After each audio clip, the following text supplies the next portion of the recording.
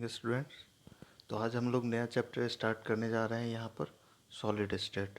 तो जैसा कि आप लोग को पता होगा या फिर आप लोग देख ही रहे होंगे वीडियो, इक्विलिब्रियम का भी चैप्टर अभी इसके पैरेलल में स्टार्ट है। ठीक है, तो आप लोग इक्विलिब्रियम भी पढ़ सकते हैं और साथ ही मैं यहाँ पर लेकर के आया हूँ सॉलिड स्टेट, क्योंकि बहुत सारे स्टूडेंट का रिक्वेस्ट था कि 12th के लिए भी कुछ क्लासेस यहाँ पर मैं कुछ लेक्चर ले पाऊँ। ठीक है, तो आज मुझे टाइम मिला तो मैं यहाँ पर सॉलिड स्टेट का लेक्चर लेकर के आया हूँ और ये चलता रहेगा इसी के पैरेलल में। आप लोग को कोई टेंशन भी लेने का ज़रूरत नहीं है। तो जैसे कि आप लोग शुरू से सुनते आए हैं सॉलिड के बारे में। तो सॉलिड क्या होता है? सॉलिड क्या होता है? जिसका कोई फिक्स हो, शेप हो, साइज हो और क्या हो, वॉल्यूम हो, कंप्रेसिबिलिटी लो हो। यानी कि अगर उसको कंप्रेस किया जाए सॉलिड को, जैसे चेयर हो गया, टेबल हो गया, तो उसको कंप्रेस करेंगे तो क्या होगा? कंप्रेस बहुत ही कम कंप्रेसिबिलिटी होगा। ठीक है, और डेंसिटी उसका लिक्विड या फिर गैस के कंपैरिजन में क्या होगा? ज़्यादा होगा। ओके, वहीं अगर मोशन का हम बात करें, अगर उसके जो सॉलिड स्टेट में जो पार्टिकल्स होगा, कंस्टिट्यूएंट पार्टिकल्स, तो उसका मोशन कैसा होगा? वाइब्रेशनल मोशन होगा अबाउट देयर मेन पोजीशन। जैसे पेंडुलम के केस में होता है कि कोई एक मेन पोजीशन होता है और फिर बॉब क्या होता है, इधर से उधर मूव करते रहता है। वैसे ही यहाँ पर सॉलिड स्टेट में पार्टिकल सबका होगा, नेचर होगा। मोशन का जो नेचर होगा वो कैसा होगा? वाइब्रेशनल होगा। ठीक है, क्योंकि पार्टिकल्स क्या होगा सॉलिड स्टेट में? बहुत ही क्लोज होंगे, एक दूसरे से बहुत सटे हुए होंगे, तो स्पेस तो होगा नहीं मूव करने का। तो ये क्या होगा? थोड़ा ऊपर थोड़ा नीचे ऐसे करके इधर उधर मूव करेंगे तो क्या होगा? वाइब्रेशनल मोशन हो जाएगा।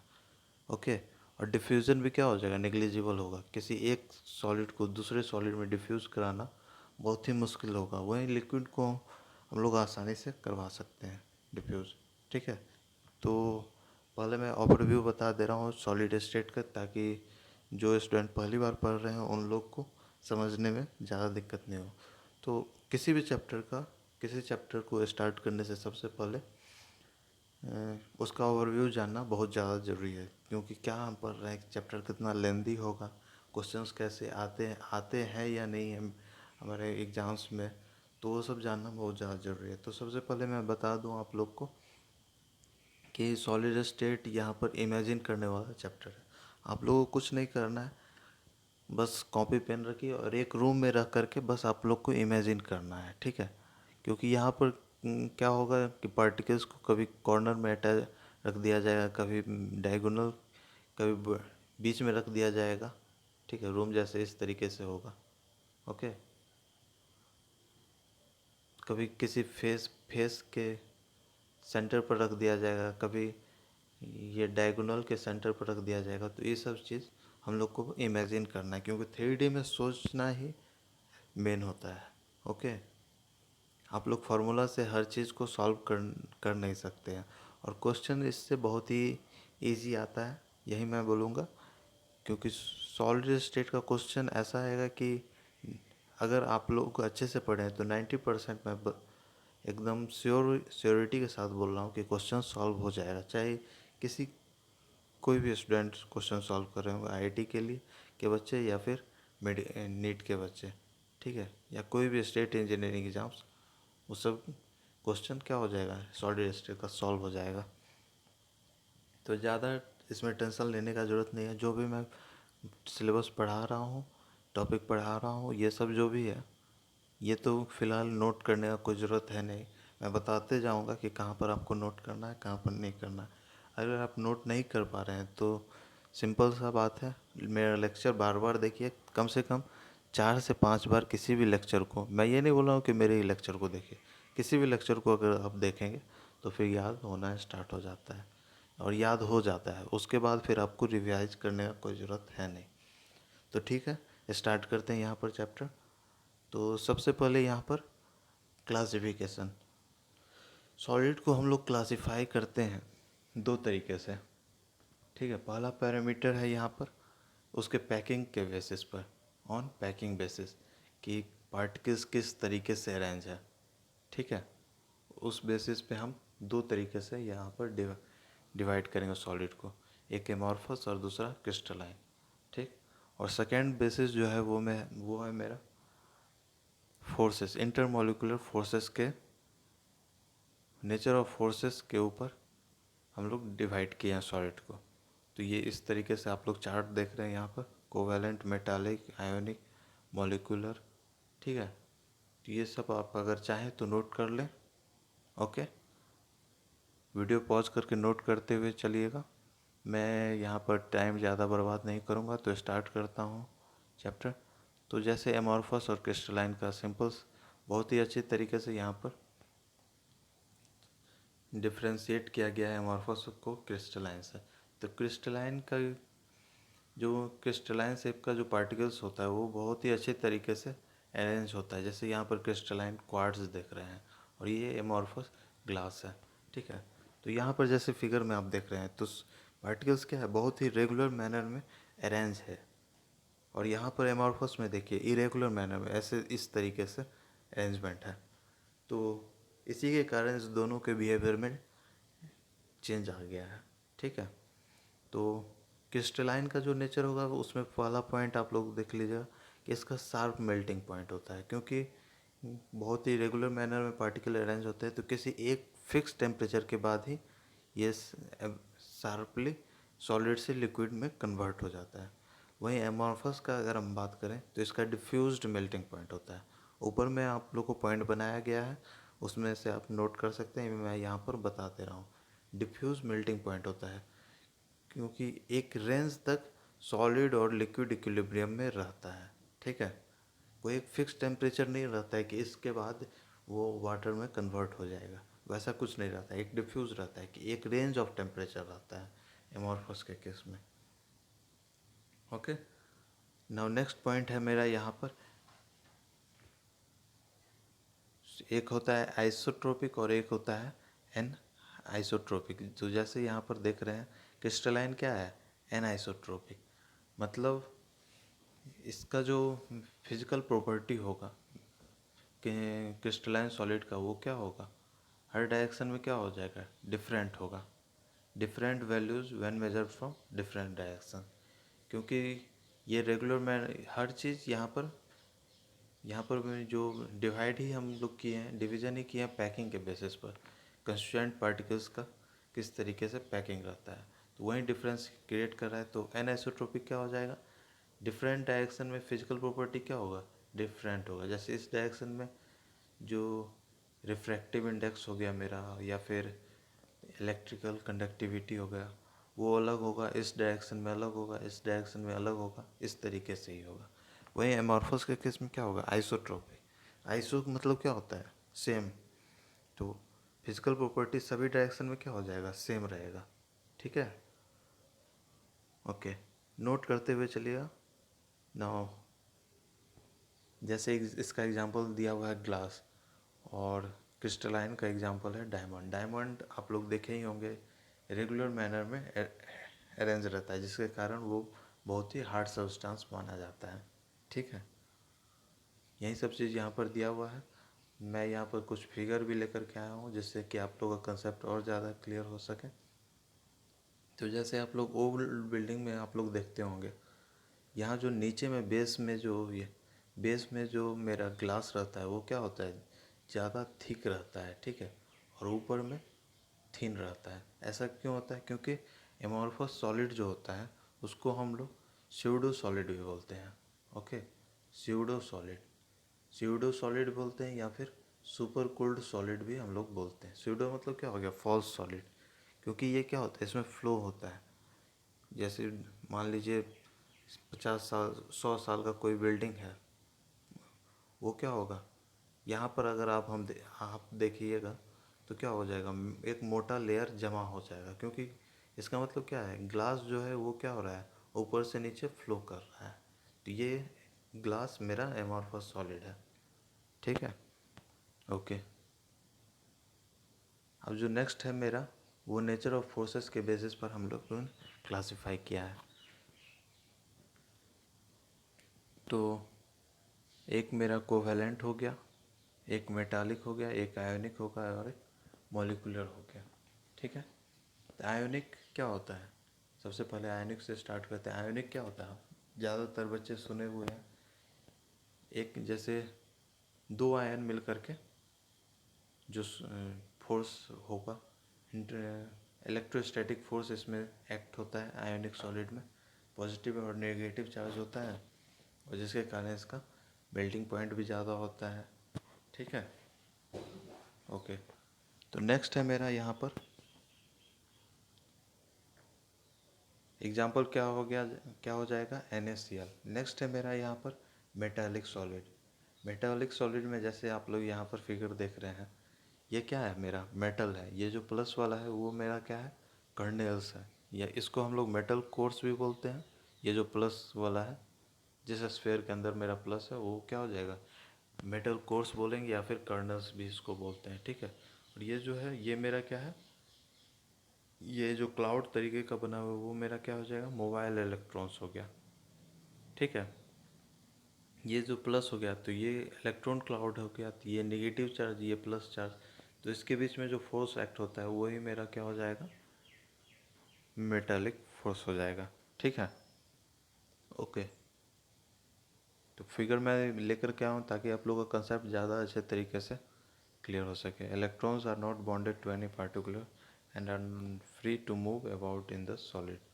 ये जो पॉजिटिव चार्ज है वो इलेक्ट्रॉन को पकड़ के रखता है इस फोर्स, इस मेटालिक सॉलिड में। ओके, ये बहुत ही वीक फोर्स होता है। थर्ड जो है वो मेरा है क्या, कोवेलेंट सॉलिड। ये स्ट्रॉन्ग फोर्स कंसिडर किया जाता है इसमें, covalent, bonded together by covalent bond, और strong and directional in nature होता है।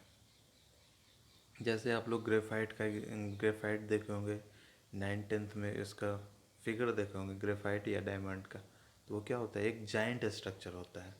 ठीक है, जैसे 3D स्ट्रक्चर, जैसे यहाँ पर फिगर में आप लोग देख रहे हैं, ये फिगर है जब when covalent bonds give giant molecules, और ये एक स्ट्रक्चर है। तो यहाँ पर ये जो स्ट्रक्चर है वो मेरा क्या हो जाएगा, ग्रेफाइट हो जाएगा, और ये क्या हो जाएगा, डायमंड हो जाएगा। ठीक है, आप लोग नोट कर लीजिएगा कॉपी में, ये डायमंड का स्ट्रक्चर है और ये क्या है, ग्रेफाइट का स्ट्रक्चर है। ये जो स्ट्रक्चर है इसमें एक कार्बन अगर कंसिडर करेंगे यहाँ पर, ठीक है, जैसे किसी एक कार्बन को मैं यहाँ पर पिक करता हूँ, ये इस तरीके से यहाँ पर ऐसे अरेंज है, तो ये क्या है, sp3 हिब्रिडाइज हो गया। ओके, और यहाँ पर अगर हम देखेंगे तो ये कार्बन क्या है, इस तरीके, अगर इस कार्बन को कंसिडर करें तो इस तरीके से बॉन्ड बना रहा है, इस तरीके से, तो ये क्या हो जाएगा, sp2। यही जो अरेंजमेंट के डिफरेंस के कारण यहाँ पर वही कार्बन क्या है, sp3 हिब्रिडाइज है, और यहाँ पर sp2 है, तो इसके कारण यहाँ पर स्ट्रेंथ क्या हो गया, ज़्यादा हो गया, और फिर दोनों का फिजिकल प्रॉपर्टीज क्या हो गया, अलग अलग हो गया। तो सिर्फ अरेंजमेंट के कारण आप लोग देख रहे हो कि बिहेवियर क्या हो गया, अलग अलग हो गया है। ओके, नाउ नेक्स्ट है मेरा मॉलिक्यूलर सॉलिड। मॉलिक्यूलर सॉलिड जिसमें molecular solid held together by dispersion force. Molecular solid dispersion force से यहाँ पर अटैच रहता है। मॉलिक्यूलर सॉलिड का एग्जांपल जैसे हो गया I2 हो गया, ठीक है, I2 हो गया, या फिर Cl2 हो गया, ये मेरा क्या हो जाएगा, मॉलिक्यूलर सॉलिड हो जाएगा। ओके, यहाँ पर पहला, इस मॉलिक्यूलर सॉलिड भी 3 तरीके से डिवाइडेड है। एक होता है नन पोलर। नन पोलर में क्या हो जाएगा, कोई पोल नहीं बन पा रहा हो। पोल मतलब क्या हो जाएगा, दो अलग अलग, दो अपोजिट चार्ज, पोल मतलब हो जाएगा। ठीक है, तो नन पोलर में कोई पोल नहीं बन रहा होगा, जैसे मेरा आर्गन हो गया, ठीक है, या फिर I2 हो गया, I2 मॉलिक्यूल, तो ये क्या हो गया जाएगा, इसमें सेम तरीके का पार्ट एटम रहेगा, तो पोल तो बन नहीं पाएगा। तो इसमें क्या होता है, लंदन फोर्स एक्ट होता है। ओके, और ये नन कंडक्टर होता है, सॉफ्ट सॉलिड होता है। मेल्टिंग पॉइंट भी इसका क्या होगा, लो ही होगा। ठीक है, ड्राई आइस भी नन पोलर का ही एग्जांपल है। ठीक है, ये सब जो भी नोट करने का चीज़ है वो ही मैं यहाँ पर आप लोग को लिखा हूँ, एक्स्ट्रा चीज़ मैं फालतू का लिखा ही नहीं हूँ। ठीक है, और ड्राई आइस भी इसका क्या हो जाएगा, एग्जाम्पल हो जाएगा। नाउ सेकेंड मेरा क्या है यहाँ पर, पोलर सॉलिड। पोलर जैसे नाम से ही पता चल रहा है, दो अलग अलग, एक प्लस चार्ज होगा और एक क्या हो जाएगा, निगेटिव चार्ज हो जाएगा। तो एक पोल क्रिएट हो गया, तो डायपोल डायपोल इंटरेक्शन। तो इसका क्या हो जाएगा, अगर इस दोनों के मेल्टिंग पॉइंट बॉइलिंग पॉइंट को कंपेयर करें तो किसका ज़्यादा होगा, जाहिर सा बात है इसमें अपोजिट चार्ज है तो इसका फोर्स ऑफ अट्रैक्शन क्या हो जाएगा, ज़्यादा होगा। तो इसका मेल्टिंग पॉइंट भी क्या होगा, नॉन पोलर से ज़्यादा होगा। ठीक है, ओके। नाउ नेक्स्ट है मेरा यहाँ पर hydrogen bonded solid. Hydrogen bond के बारे में अगर आप लोग सुने होंगे 11th में कार्बन, तो फिर अच्छा है, नहीं तो फिर मैं यहाँ पर बता दे रहा हूँ। हाइड्रोजन बॉन्ड जैसे यहाँ पर फिगर देख रहे हैं, ठीक है, यहाँ पर क्या है H2O, ये जो O है और यहाँ पर 2 हाइड्रोजन है, ये हाइड्रोजन क्या हो गया फिर O के साथ बॉन्ड बना ले रहा है। तो ये ऐसा क्यों हो रहा है, तो ऐसा इसलिए हो रहा है क्योंकि हाइड्रोजन ये किसी भी के साथ H2O में भी हो सकता है या फिर HF में भी हो सकता है, जहाँ पर भी इलेक्ट्रोनिगेटिविटी डिफरेंस हो। ठीक है, बात को अच्छे तरीके से समझिएगा, इलेक्ट्रोनिगेटिविटी डिफरेंस हो। तो जाहिर सी बात है अगर एक ज़्यादा इलेक्ट्रोनिगेटिव एलिमेंट हो जाएगा तो दूसरा कम होगा। तो ऑक्सीजन तो बहुत ज़्यादा है हाइड्रोजन से, तो क्या करेगा, अपने तरफ इलेक्ट्रॉन को खींचेगा ऑक्सीजन। ठीक है, तो यहाँ पर भी प्लस माइनस चार्ज क्रिएट होगा और जिसके कारण मेरा हाइड्रोजन बॉन्ड होता है, फॉर्म होता है। वैसे ही यहाँ पर हो रहा है, जैसे इस हाइड्रोजन को अगर कंसिडर करें तो इस पे क्या हो जाएगा, पॉजिटिव चार्ज है, और ये ऑक्सीजन के पास क्या हो जाएगा, निगेटिव चार्ज। तो इस दोनों के बीच में क्या हो जा रहा है, बॉन्ड बन जा रहा है। ठीक है, ओके। यहाँ फिगर में आप लोग को अच्छे तरीके से बताया गया है आइसोमॉर्फस सॉलिड। नाउ नेक्स्ट जो है मेरा एक टर्म है आइसोमॉर्फस सॉलिड। आइसो मतलब क्या होता है, सेम। तो क्या सेम, आइसोमॉर्फस सॉलिड, इसमें सेम क्रिस्टलाइन स्ट्रक्चर या फिर फॉर्म का बात होगा। दो या दो से ज़्यादा जो सॉलिड एग्जिस्ट कर रहा हो और दोनों का क्या हो, सेम ही क्रिस्टलाइन फॉर्म हो या स्ट्रक्चर हो, उस दोनों को क्या बोलेंगे, आइसोमॉर्फस टू ईच अदर। ठीक है, जैसे यहाँ पर एग्जांपल मैं ये यहाँ दिया हूँ MgSO4 और 7H2O।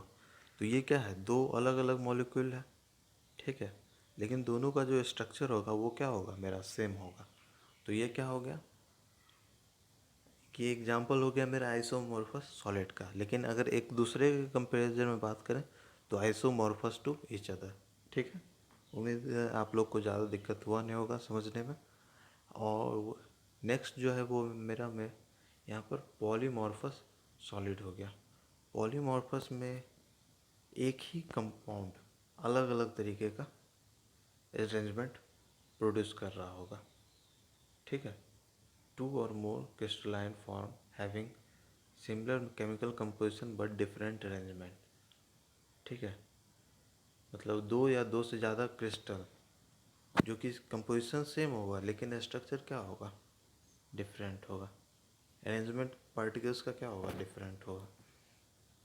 जैसे यहाँ पर ZnS एक जिंक ब्लेंड हो गया और एक वुडजाइट हो गया। तो दो अलग अलग क्रिस्टलाइन है, जिंक ब्लेंड और वुडजाइट, लेकिन सिमिलर कंपोजिशन है ZnS। ठीक है, तो इसका अरेंजमेंट भी क्या होगा, अलग अलग होगा, यही यहाँ पर बोल रहा है।